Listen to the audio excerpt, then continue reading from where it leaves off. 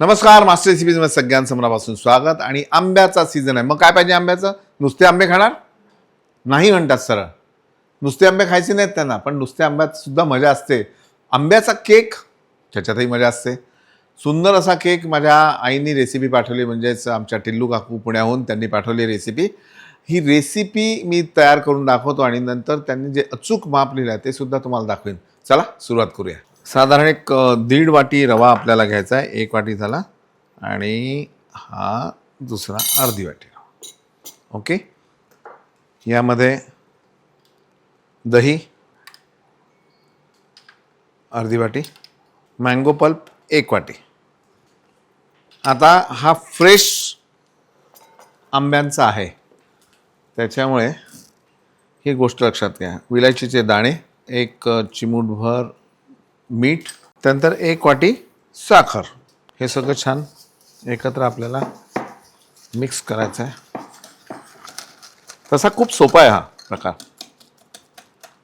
आता यामध्येच आपण लोणी घातलं आहे साधारण अर्धी वाटी.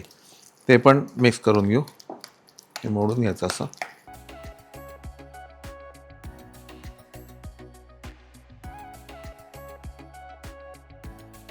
यामध्ये मँगो इसेन्स आणि रंग हे दोन्ही एकत्र आहेत. साधारण 2-3 थेंब टाकू.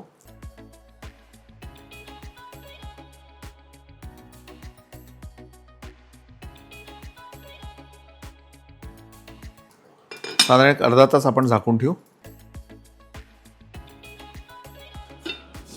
साधारण अर्ध्या तासानंतर तुम्ही बघाल की असा घट्ट झालेला आहे, म्हणजे रव्याने पाणी शोषून घेतलेलं आहे. थोडं दूध घालू आपण.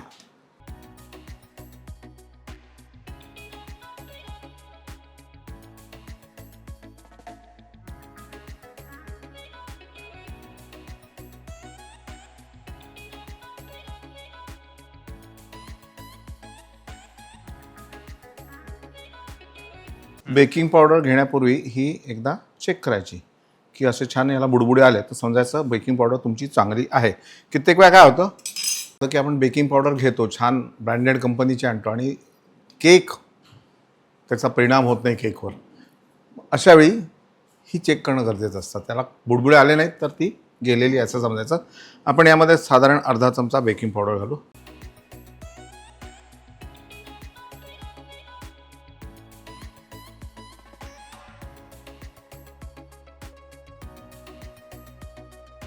बेक करण्यापूर्वी हा जो बेकिंग ट्रे आहे याला थोडंसं तेल आपण लावून घेऊ.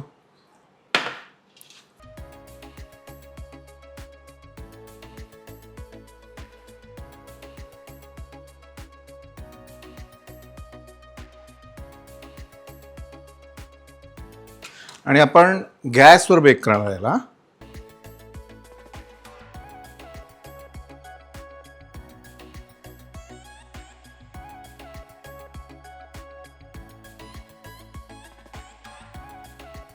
आणि हा प्रीहीट केलेला आपला कुकर, यामध्ये तुम्ही बघू शकाल की खाली मीठ घातलेलं आहे.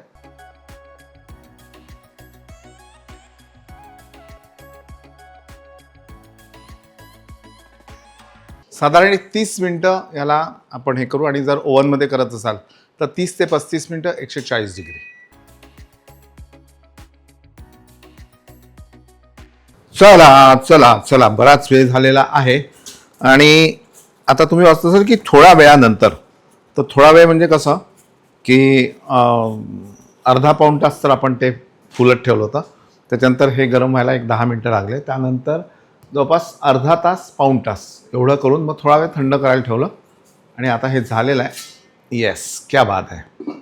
हे बघा, तुम्ही ही सुई एकदा टाकून बघा. ही अशी साईडने टाकायची पूर्ण, म्हणजे सगळा कवर होता. व्यवस्थित क्लीन आहे.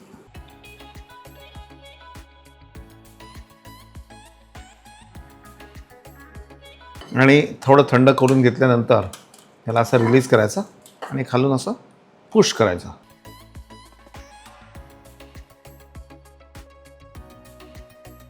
छान असा व्यवस्थित झालेला आहे हा. क्या बात आहे.